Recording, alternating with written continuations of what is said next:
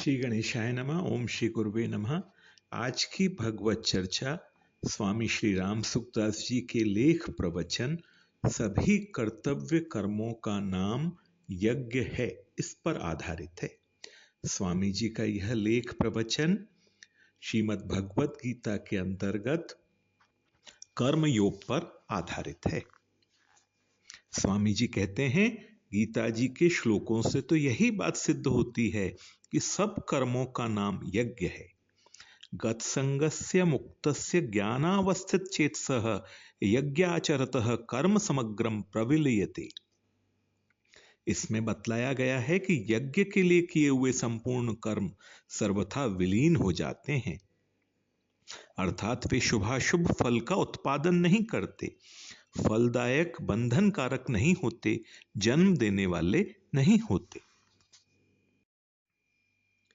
श्रीमद् भगवत गीता में आता है, न माम कर्माणि लिम्पन्ति न मे कर्म फले स्पृहा इति माम यो भी जानाति कर्म भिर्न सबध्यते। भगवान कहते हैं, मुझे कर्म बांधते नहीं और मेरी कर्म फल में कोई स्पृहा नहीं है।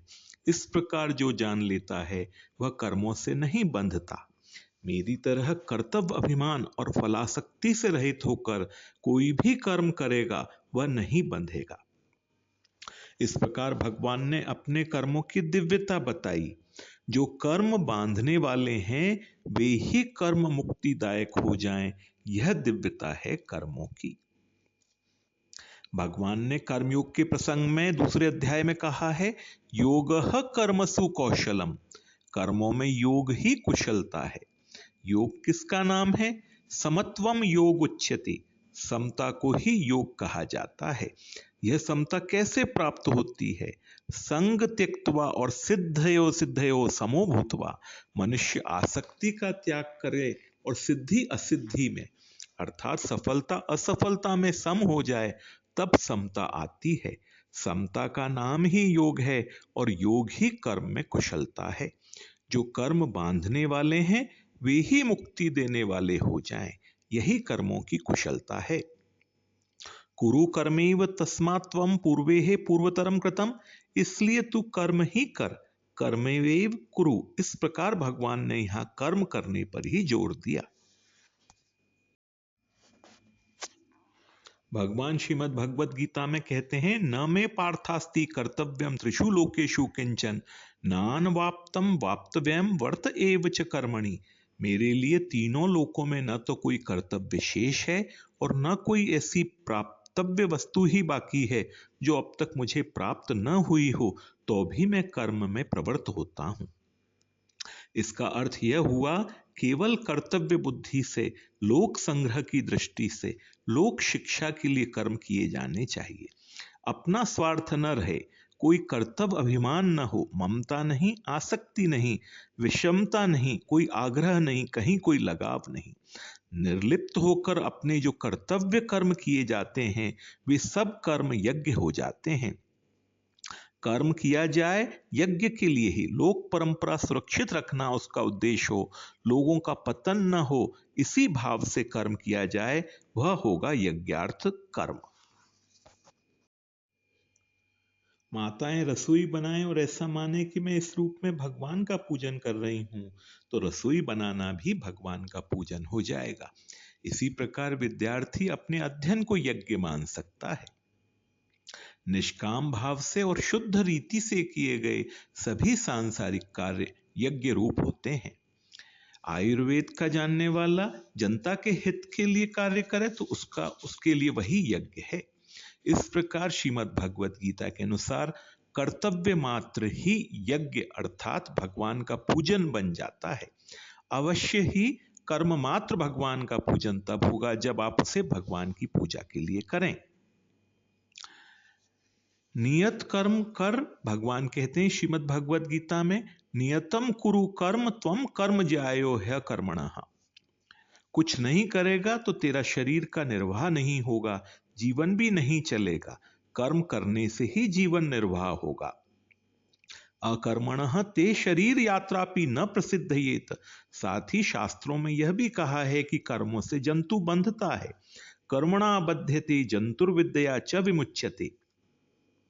यहां ध्यान देने की बात है, यहां जंतु शब्द का प्रयोग हुआ है।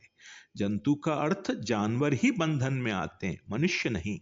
मनुष्य बंधता है सकाम कर्म करके, स्वार्थ बुद्धि से, ममता आसक्ति से कर्मों के करने से। ऐसे मनुष्य को जंतु ही समझें। श्रीमद् भागवत गीता भी कहती है, अज्ञानेनावृतम ज्ञानम तेन मुह्यन्ति जंतवः। जो स्वार्थ बुद्धि से प्रेरित होकर मोह में फंसे हुए हैं, वे मनुष्य थोड़े हैं, वे जंतु हैं, भले ही उनकी आकृति मनुष्य की सी हो। इसलिए भगवान कहते हैं, यज्ञार्थ कर्मणोन्यत्र लोकोयम कर्म बंधनः। जो कर्म परमात्मा की प्रसन्नता के लिए, लोक हित के लिए, सब लोगों के उद्धार के लिए, आसक्ति, स्वार्थ और कामना को त्याग कर किए जाते हैं, वे कर्म बांधते नहीं हैं। यही है यज्ञ की असली परिभाषा। यज्ञ का व्यापक अर्थ कर्तव्य कर्म होता है। स्वकर्मणा तमभ्यर्च्य द्वारा भगवान ने आगे चलकर यही बताया है। समाज के सभी वर्ण, ब्राह्मण, क्षत्रिय, वैश्य, शूद्र अपने अपने कर्मों द्वारा भगवान का पूजन करें।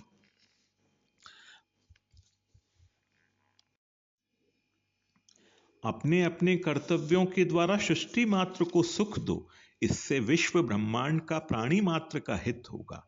स्वार्थ, ममता, आसक्ति छोड़कर कामना एवं कर्तव्य अभिमान का त्याग करके कर्तव्य कर्म करने से सृष्टि मात्र को शांति मिलती है, सृष्टि मात्र का उद्धार होता है, कल्याण होता है, हित होता है।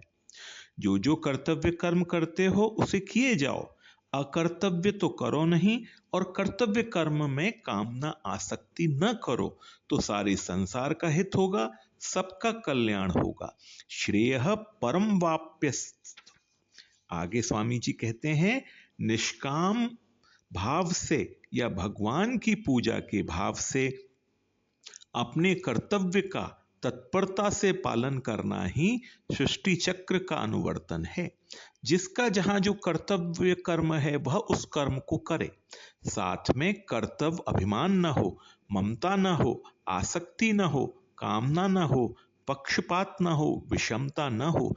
ये सब विश्वरूप हैं। ये सब पूरा कर्म योग का सार है। आसक्ति, कामना, पक्षपात ये सब कर्मों में जहर रूप हैं। इस जहर के भाग को निकाल देने से हमारे कर्तव्य कर्म महान अमृतमय होकर जन्म मरण को मिटा देने वाले बन जाएंगे। कैसी बढ़िया बात है। श्रीमद् भगवद गीता हमें यही सिखाती है। आज की भगवत चर्चा यहीं तक। ओम श्री गुरुवे नमः।